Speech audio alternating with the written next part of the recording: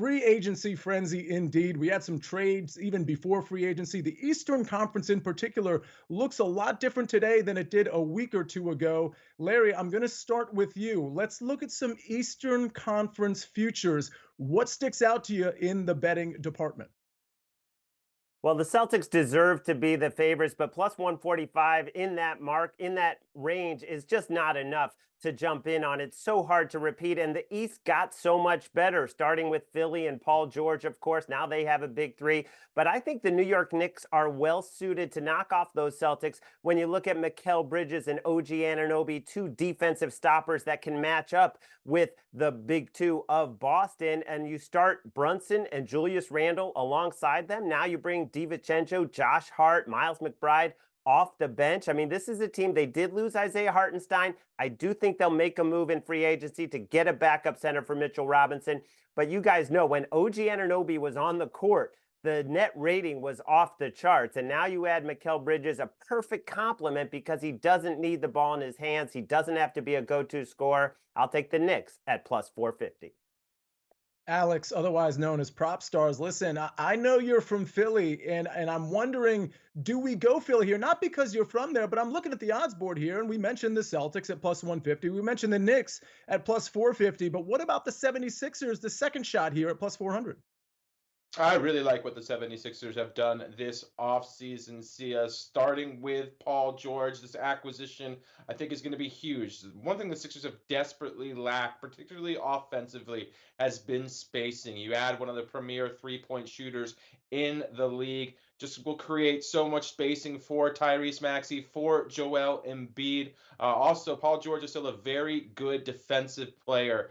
So the Sixers have had a very good defense recently. I think that's only going to improve. And I love the other additions that the 76ers have made quietly, adding Eric Gordon to the backcourt rotation. Again, another guy who can create spacing, stretch the floor for Joel Embiid, for Tyrese Maxey. And then Andre Drummond, I think, was a very underrated addition to this front court for Philadelphia. We know Joel Embiid, even in a best case scenario, he's going to miss 12 to 15 games. So you have a viable backup who can play 15 to 20 minutes a night and certainly make some spot starts. Andre Drummond has been one of the better backup big men in the NBA over the last few seasons. So I really think the 76ers team, a lot hinges on their health, especially when you're talking about Joel Embiid and Paul George to an extent as well. But locking in Tyrese Maxey, the core is set of the next 3 to 4 seasons for this team. But I think they're going to be competitive. I think if they're healthy, come April, come May, they're going to be a real handful, whoever they play.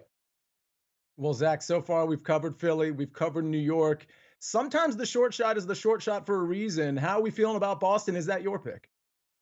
Yeah, I'm staying with the Boston Celtics. See a plus 150.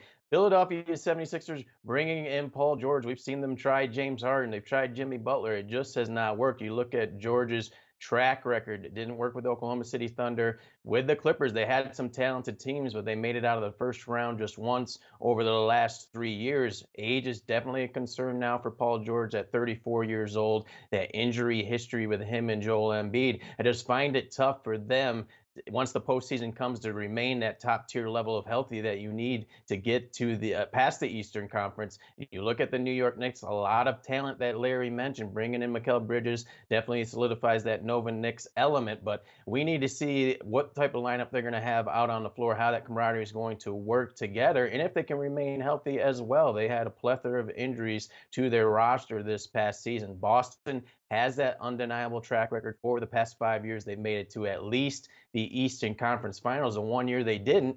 Drew Holiday won the title with the Milwaukee Bucks. So for me, I'm going to remain with the Celtics plus 150.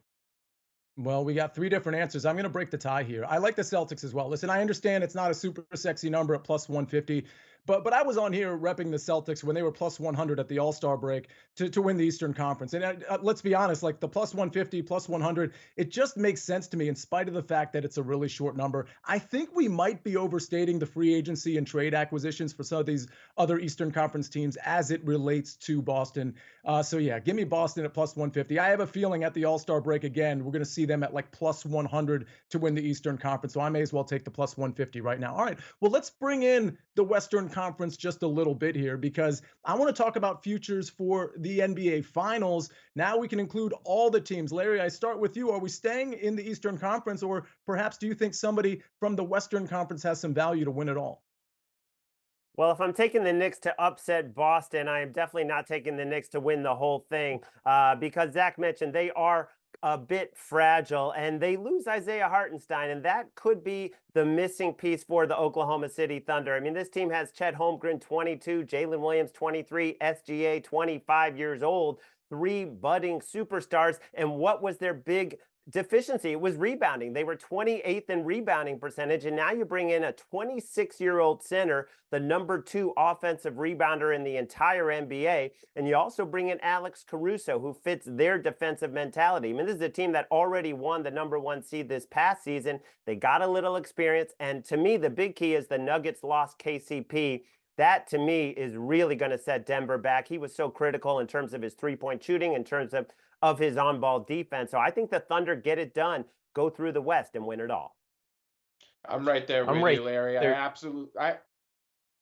I absolutely love the acquisitions of Alex Caruso, Isaiah Hartenstein to this Thunder team, who were frankly terrific, exceeded all expectations last year, despite having a very young roster. We already know they have an MVP candidate in Shai Gilgeous-Alexander. I just love this roster construction. Already one of the best defensive teams. They add to their strength by adding Caruso, who's an elite perimeter defender. One area they lacked was size. They added Isaiah Hartenstein, who I think is going to be an exceptional fit to that team. He's a great passer, just does a lot of things really well as a big man in the traditional NBA. So this Thunder team, everything's pointed in the right direction. They lock up their homegrown talent as well, have one of the deeper rotations in the league. There's still just so much upside all over the team as well. I expect a lot of players to improve. So this Thunder team, I think, are just pointed in the right direction. I love the value that they offer here. I think they are a legitimate title contender. And again, I think they're going to be in store for a great season next year.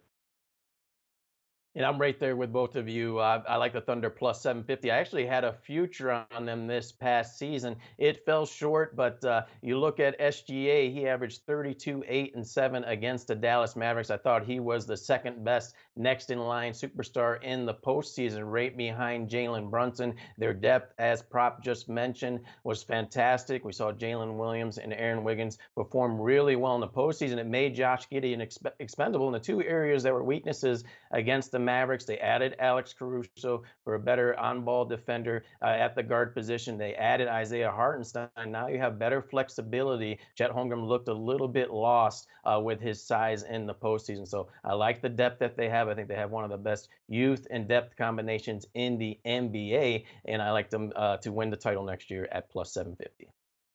Well, this is interesting because we're 4 for 4 kind of, because a couple of weeks ago when we all did this show together, I liked, this is before free agency, I liked OKC at plus 1,000 because they are an emerging team that probably needs a little bit more experience to finally capitalize in the Western Conference in particular.